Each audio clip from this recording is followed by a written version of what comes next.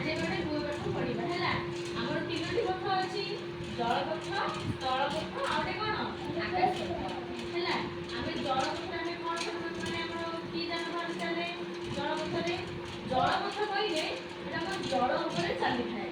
ଜଳରେ ଆମର ଯୋଉ ନଦୀ ସମୁଦ୍ରରେ ଯୋଉ ଯାନ ସବୁ ଚାଲିଥାଏ ତାକୁ ଆମେ କଣ କହୁ? ଜଳପଥ କହିଥାଉ। ବୋଟ ଚାଲେ, ଆଉ କଣ ଚାଲେ? ଡଙ୍ଗା ଚାଲେ, ଆଉ କଣ ଚାଲେ? ଜାହାଜ ସେ ଚାଲେ, ଆଉ ଆମର ହଟପଟି ଚାଲେ, ଏଇ ସବୁ ଚାଲେ। ହଁ ସେ ପାଣି ଜାହାଜ କହନ୍ତି। ଆଉ କଣ ରହିଲା? ଆମର ସ୍ଥଳପଥ। ସ୍ଥଳପଥ ଆମେ କାହାକୁ କହିଥାଉ? ଯୋଉଟା ଆମ ରାସ୍ତା ଗୁଡାକ ଆମର ଚାଲିଥାଏ। କି ଗାଡି ଚାଲିଥାଏ? ବସ, ଟ୍ରକ, ଆଉ କଣ? ବାଇକ, ଆଉ କଣ? କାର, ଆଉ କଣ? ଟ୍ରାକ୍ଟର, ହଁ ଡାଲା, ଅଟୋ, ଆଉ କଣ? ହଁ ଟ୍ରାକ୍ଟର ଚାଲେ, ଆଉ କଣ ଚାଲେ? ଅଟୋ ଚାଲେ, କାର ଚାଲେ, ସାଇକେଲ ଚାଲେ।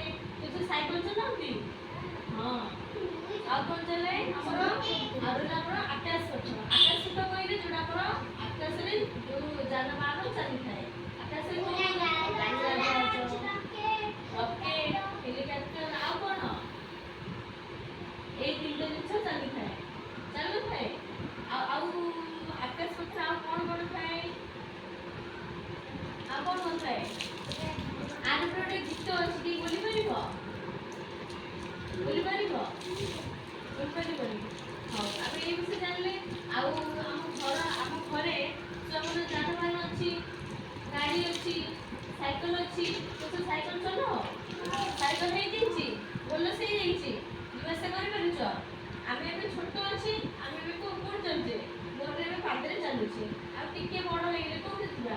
ସାଇକେଲରେ ଯିବା। ଆଉ ଯଦି ବଡ ହେଇଯିବା ସେତେବେଳେ କୋଉଠି ଯିବା? ବାଇକରେ ଯିବା। ବଡ ହେଲେ ଆମେ କଣ କରିବା? ବଡ ହେଲେ କଣ କରିବା? ଚାକିରି କରିବା। ଚାକିରି କଲା ପରେ ଆମେ ନିଜେ କଣ କରିବା? ଗୋଟେ ଗାଡି ଆଣିବା। ସେଇ ଗାଡି ଆମେ ଚଲେଇବା। ବୁଝିପାରିଲ? ହଁ ତମ ଘରେ ଅଛି ଗାଡି? ସାଇକେଲ ଅଛି? ହଉ ତମ ଘରେ ଅଛି ଗାଡି? ତମ ଘରେ ଅଛି ଗାଡି? ହଁ ସ୍କୁଟି ଚଲଉଛୁ? ଆଉ ସାଇକେଲ ଚଲଉଛୁ? ତମ ଘରେ ଗାଡି ଅଛି? ସାଇକେଲ ଅଛି, ଗାଡି ଅଛି। ପାଠ ପଢିଲେ, ପଢା ସରିଲେ ଘରେ ସମସ୍ତେ ପାଞ୍ଚଟା ଗାଡି ଅଛି। ଆଉ ସବୁ ଆଉ ଆମର ଯୋଉ ସ୍ଥଳପଥରେ ଆଉ କଣ ଚାଲିଥାଏ କହିଲ?